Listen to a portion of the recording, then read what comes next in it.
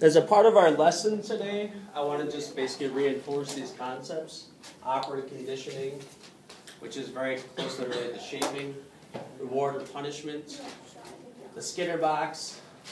Oh, I'm actually talking about Pavlov. Funny. So we're going to talk about the Pavlov concepts, which would be the ones that are underneath it. These 5 things. Classical conditioning, stimulus response, bells and dogs, the behaviorist, and now experimental psychologists. So in the process of you creating notes, you should be somewhat knowledgeable on Pavlov now.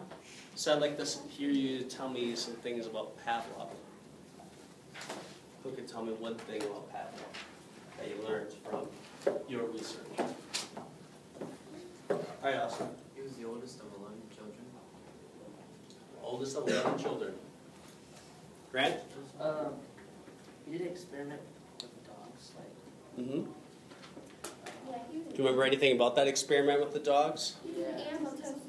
Animal tester, okay. He wanted to like change the dog's behavior, and like when he rings a bell, he brings food out, give him like drool. Mm-hmm. Yep. He's from Russia. He's from Russia. Good. So when Grant was talking about the drooling dogs, did that trigger anything that you did in your research? I can add to that. So each of you should have about a half a page of notes unless you weren't here yesterday. So you must have had written something down about Pavlov. Maybe about the bells and the dogs, or just about him and his research. So you got something for me?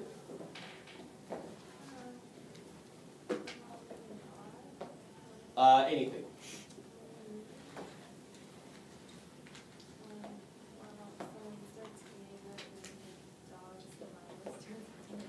Yep, when he puts the food out, the dog starts salivating. Yep, starts drooling. Cats drool, dogs drool. Boys drool, girls drool. How's that go? I don't know. You guys never say that as kids? Oh yeah, I remember that. Girls drool, boys drool? Okay, that's what must be the official one. I thought that was the other way around. No? No? Okay. All right, tell me something else about Pavlov.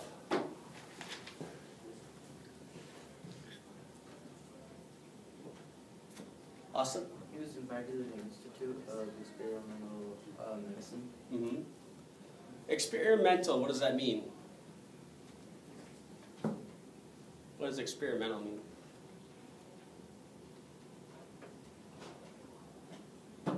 You had to define experimental, what would you say?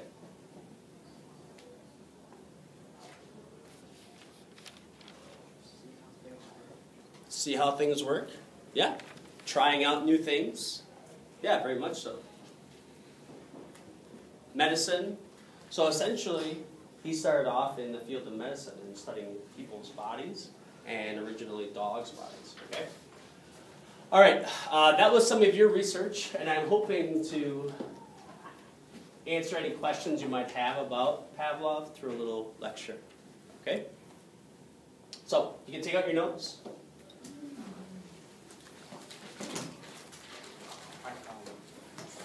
And if this will work, then there we go. It's a devil. Ivan Pavlov. Oh, maybe.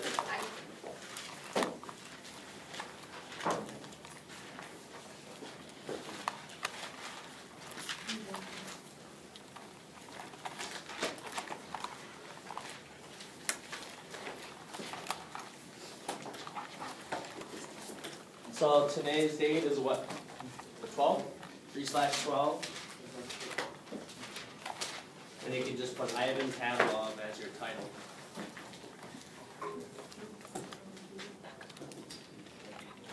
All right. Notice the years, 1849 to 1936. When was Freud born and when did he die? Remember that? 1856 to 1939. So pretty much they're the same era, right? They're experiencing pretty much the same things. at least as far as world events go, even though they're continents apart. Okay? But still the same era, and this is a really huge psychological movement. People are really interested now beyond the body and now moving to how the mind works. Okay? They just see it as essentially as an extension of the body. And Pavlov is what we call a behaviorist. So he believed that you could teach someone new behaviors or change their behaviors completely. Okay? So he was an experimental psychologist, and he's going to teach us a lot about the brain. Okay? This is where he's from in Russia, Ryazan, Russia. This is Ukraine. This is way over to the west. Here's Moscow. Oh, here's Moscow. And that's where he's from.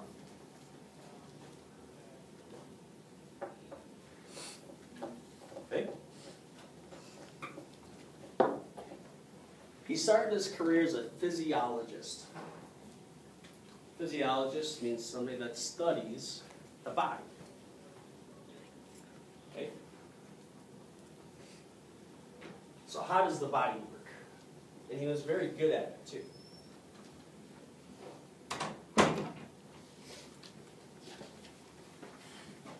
So, and actually before he started his physiological career, he had somewhat of a religious career. Okay? And he stepped away from that to study the body. And that kind of turned, he never really stepped away from physiology, but it kind of turned into the behavior of animals. Okay? All right. So he was studying the physiology of digestion, so how the body uses food and gets rid of it, right? In animals, focusing salivary glands and saliva.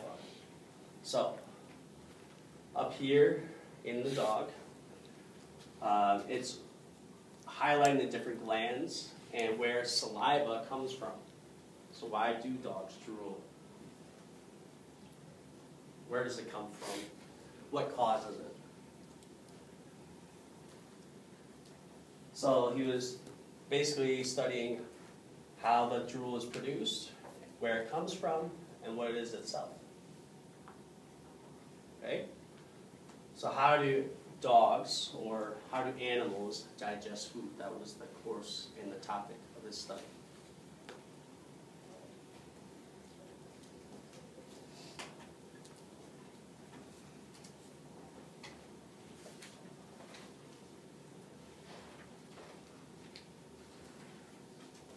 If I'm going too fast, let me know.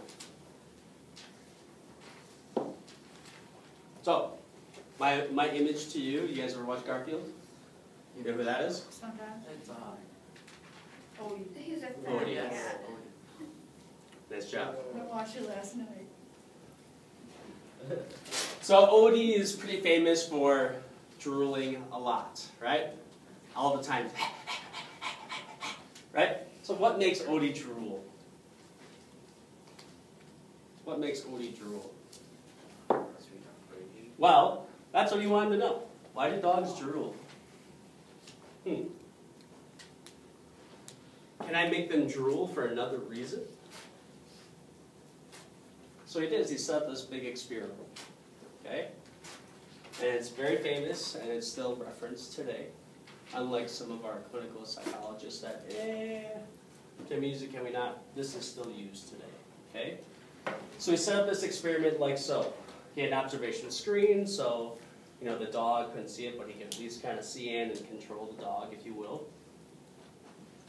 It's kind of cruel and inhumane, maybe in your opinion, but they kind of put this tube way inside, connected to the actual saliva glands. So it came right into the tube, so it wouldn't be lost in the mouth. So they surgically kind of implanted it. So the drool didn't go into its mouth, it just went right into the tube. Okay? So that's tube for a collection of drool or saliva. Then they would have some sort of meat or food in front. There was a device, so as the saliva went through the tube, it would count how much saliva was being collected or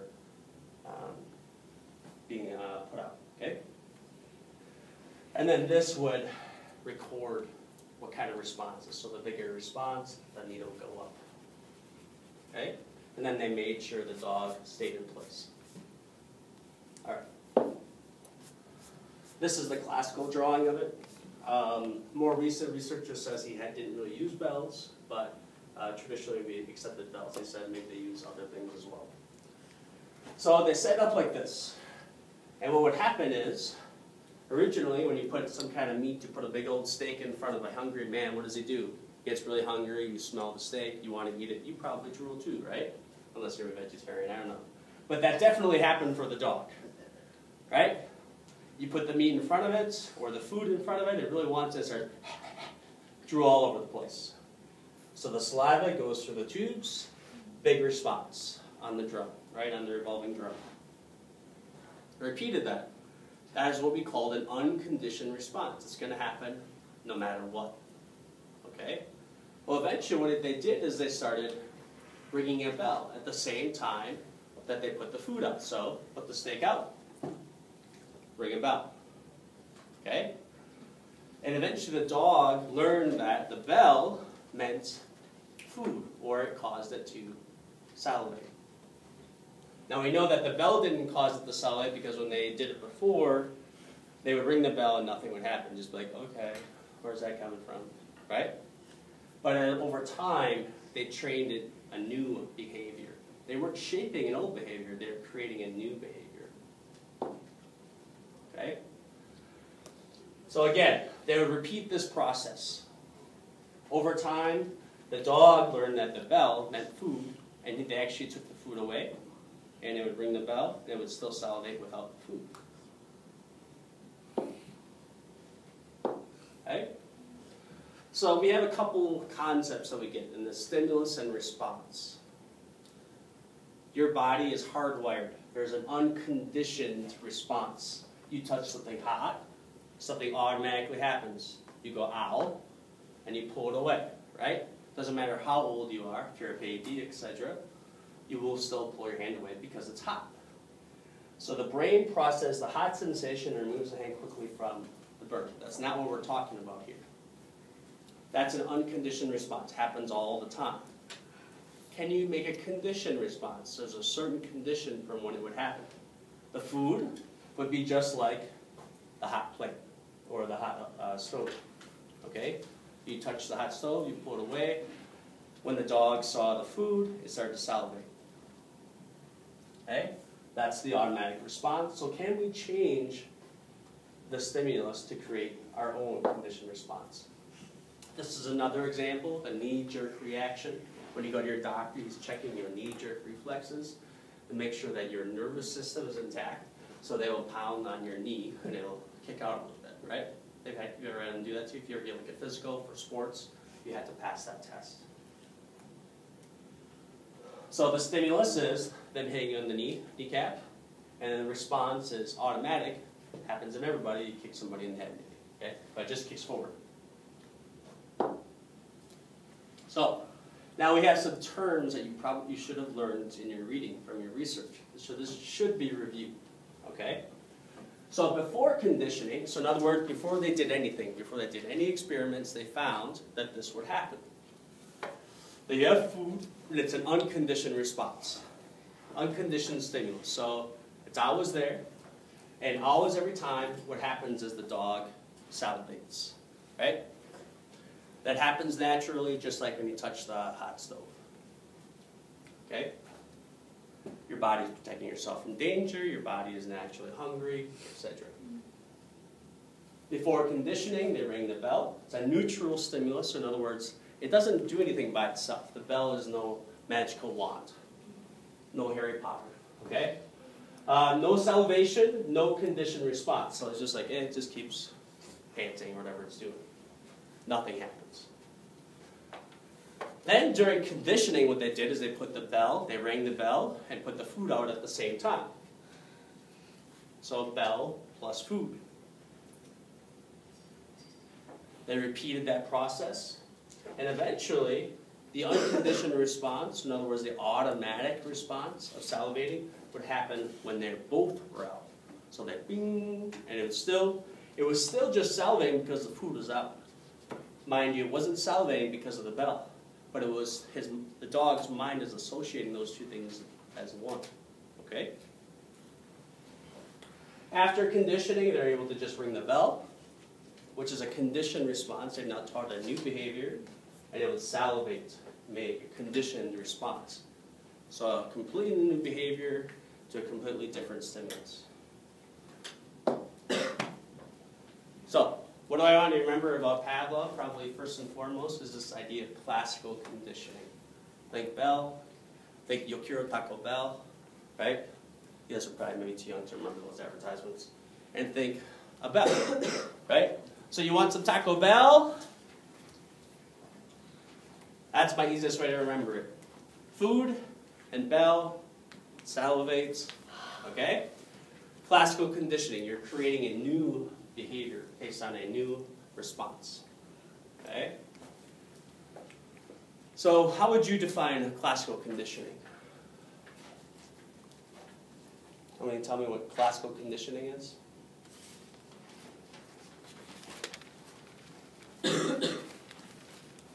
What is classical conditioning?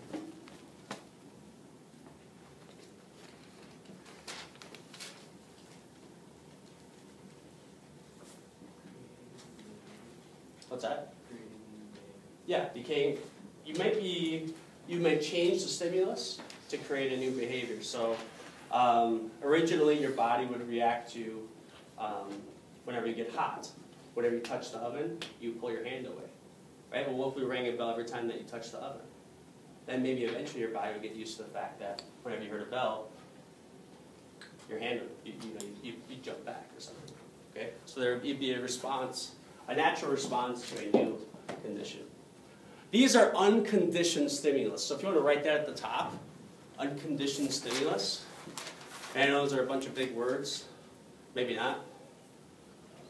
Un meaning no, condition means there's certain conditions, certain things that happen. And stimulus means like a cause, right? So no matter what, these things are going to cause something. You eat a lemon, your face is going to go sour, right?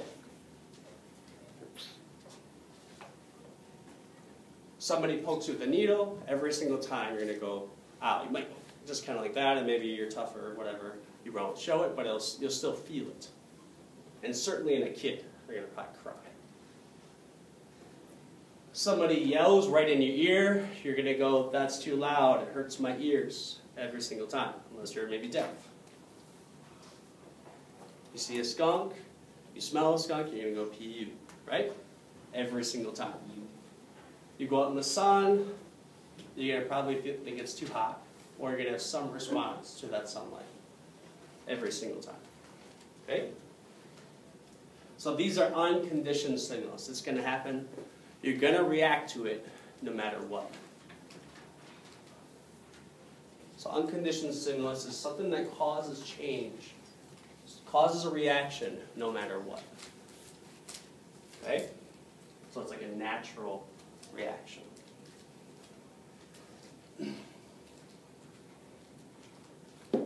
All right.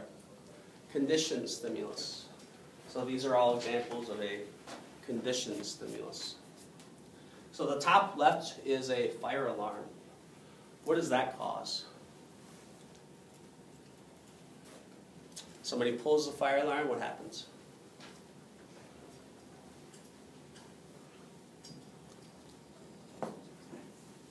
What's that? Everybody goes outside. Is that a natural reaction? You hear a bell, oh, time to go outside. Right? When your bell rings for this class, it says, oh, time to go, or time to come in, time to go to your seats, whatever it may be, right? Whatever it may be. So when this condition is met, this causes something that you have learned to do, right? Stimulus means cause, and something you have learned to do. So when we hear the fire drill at school, everybody is supposed to go outside. You've learned to do that. Okay? Now if they're a fire, that might be a little bit more debatable whether it's conditioned or unconditioned. I would probably say unconditioned, right? You see a bunch of fire in the building, and you're like, I probably should go outside before I die, okay? You see the mean teacher, like myself, right? What's your response? Be quiet, maybe, yeah. Talk louder, defy. So there might be a different response for you depending on whatever the teacher comes around, right? Stop sign? Oh, we got some smarty ones in here. Okay. Somebody said stop at the stop sign. Do you have to stop at the stop sign? No, you don't. Do you choose to stop? Sometimes. Sometimes. Okay. If you're driving your car, people generally stop at stop signs and they've learned to do that. Otherwise, what happens? Might get You die. accidents. What'd you say, Nick? Ho-ho. Ho-po pulls you over, gives you a ticket. You die. Kapoosh. Okay? So you might have danger from it, or you might get a fine, etc. And you might hurt somebody else, so it's really important to stop the stop signs. Okay? Another condition, somebody goes, they always say to do this to a baby that's being loud, like shh. Does the baby get quiet in there when they're really young? No, it does not. It doesn't really help much. But over time, you've learned that that sound, shh, means to be quiet. Does it make you be quiet? Like you have no choice but to be quiet? No. You choose, and you've learned that that's what that means. What is your response to this image? Eat? Yummy? Gross?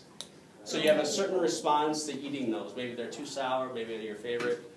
Those are Sour Patch Kids, right? Too much at the movie theater? No. Whistle? Whistle being blown? How about if you're out at recess? The whistle being blown means what? Go line up to come inside, right?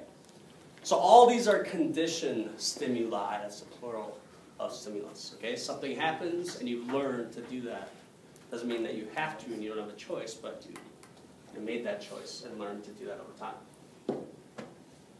So I got a couple little jokes in here for you. You probably won't think they're funny. But Freud and Pavlov, they're kind of a little bit different thought patterns. Okay? Freud was concerned with going to the cause of the problem. Pavlov was concerned with changing the behavior. So changing bad habits into good habits. So they disagreed on things. So unbeknownst to most students of psychology, Pavlov's first experiment was to ring a bell and cause his dog to attack Freud's cat. Oh, there's a cat. Okay? So as they disagree with each other, bell, attack, kill. Okay? Couple, you got it. Couple, you just thought it was stupid. The next one, I like a little bit more. The Pavlovs get new neighbors. Happy doorbell company. Every time the doorbells ring, saliva all over the place. Yes, Brody. Okay? Alright, so, important to know these terms. Ivan Pavlov was a behaviorist. Okay? He wanted to change behaviors. He wasn't really concerned about the root cause of it like Freud was. Like they were always concerned about, uncovering the subconscious, right?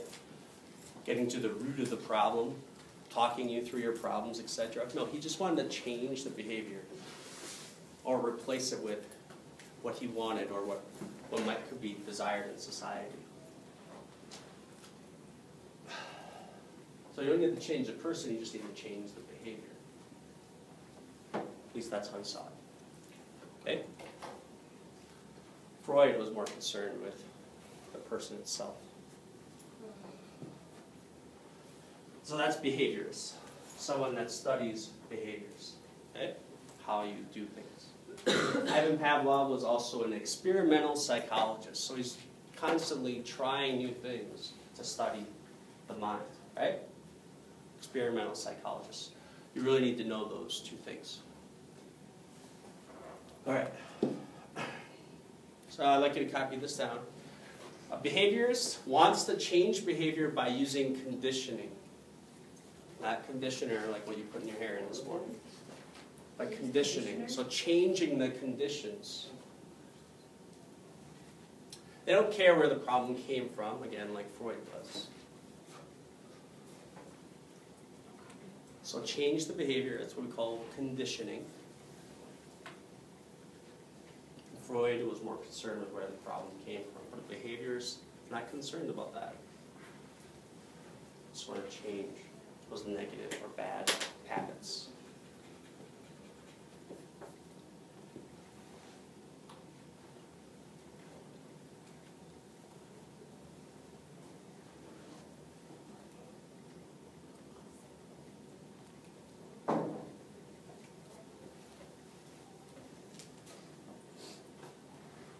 Again, Pavlov was a classical, he invented the term classical conditioning.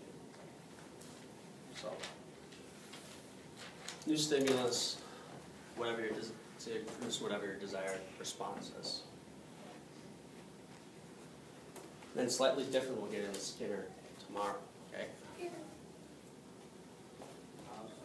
Let me know. Probably it looks like some of you guys are still writing. Okay, a little bit more yet.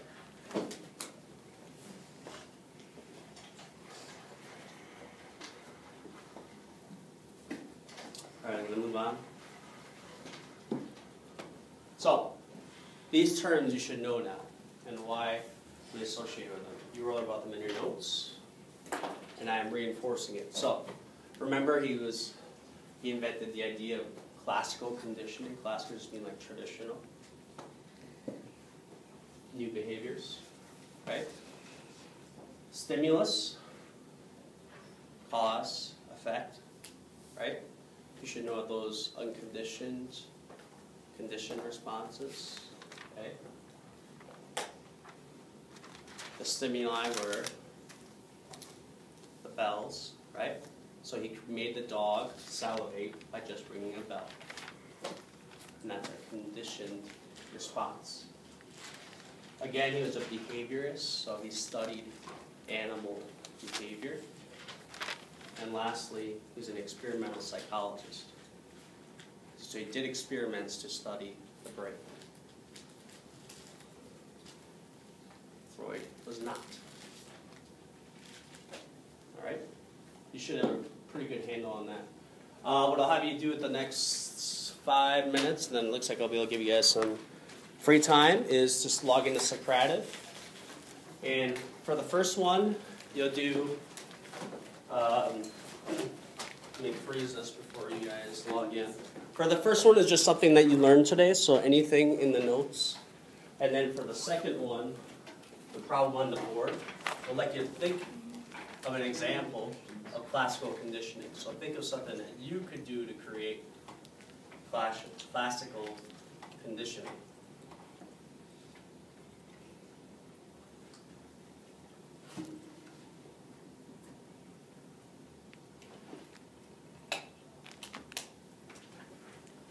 Okay, I now have it up so you can log in.